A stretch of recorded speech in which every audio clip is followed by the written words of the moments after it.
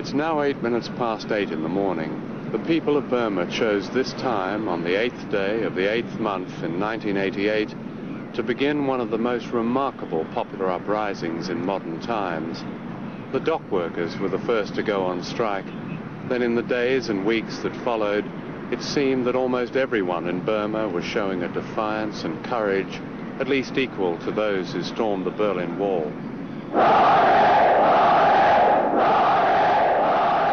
The students began it. Then each group came out with a banner saying, "We're from the doctors, we're from the lawyers," and they walked through the street shouting various slogans, of which the most common was, "This is our business."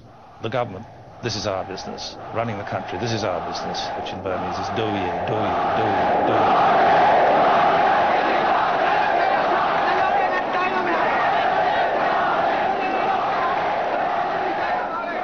As tension rose between the people and the regime, Ne Win faced a new opponent, whose presence in Burma he had not reckoned on. Aung San Suu Kyi, daughter of the national hero Aung San, returned from her home in England. The leaders of the democracy movement persuaded her to join the struggle, and at her first appearance in Rangoon, more than 500,000 people heard her call for the restoration of democracy. The people now had a leader. Suu Kyi had never been a politician, but now, as a founder of the National League for Democracy, she called for elections. She spoke at rallies throughout the country. In one incident, she came close to assassination when troops refused to let her pass and threatened to shoot her. Whatever problems arise are generally created because a truckload of armed soldiers come along and start waving their guns around. If the Secretary of Local Law can order his men to shoot down people without any real cause, it means that there's something very wrong with the system.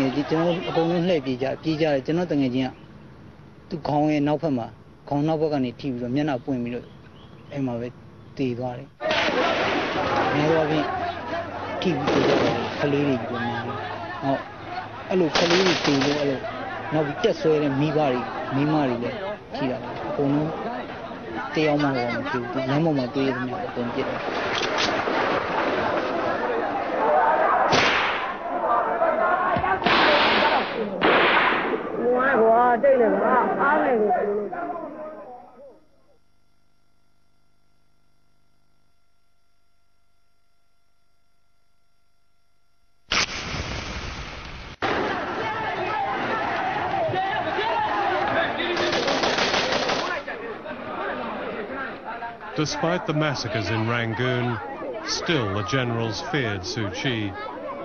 In July 1989, she was placed under house arrest in her father's home. 3,000 of her party workers were also arrested.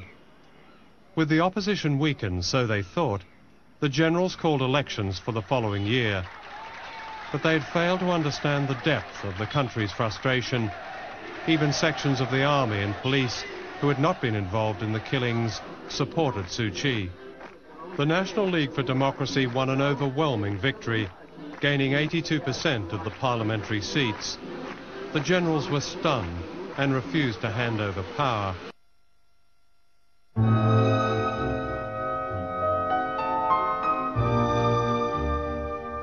Suu Kyi remained a prisoner for 6 years. Alone in this house on University Avenue, she was awarded the Nobel Peace Prize. Her whispered name became a byword, and people would pass her house just to be reassured by the sound of her playing her piano.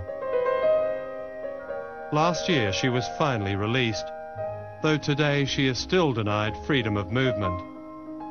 As this film goes to air, her husband, Michael Arras, and their 2 sons in England have again been refused permission to visit her. Early one Saturday morning, David Munro and I went to see her, our cameras concealed from the military intelligence guards who continue to watch her every move. What were the most difficult times to you personally during your house arrest? There were times when I was worried for my colleagues, and there were times when I worried for our people out there when they seemed to be undergoing a lot of repression. And I worried about my sons very much because the young one was only 12. And he had to be put into boarding school. So, of course, naturally, I worried about these things. Yes. But then I would always remind myself that the families of my colleagues were far worse off, because those of my colleagues who were put in prison in Burma, their families were also insecure. Were you able to stay in touch with Michael during that time? Not throughout that time. There were times when we were out of touch. For how long was there? I think the longest period was for about 2 years and 4 months or 5 months, something like that. No letters or anything during that time? No letters from children got through? No.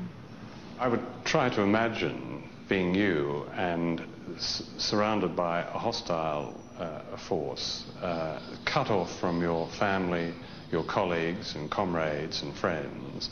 Weren't there times when you were actually terrified? No, because I didn't feel hostile towards them.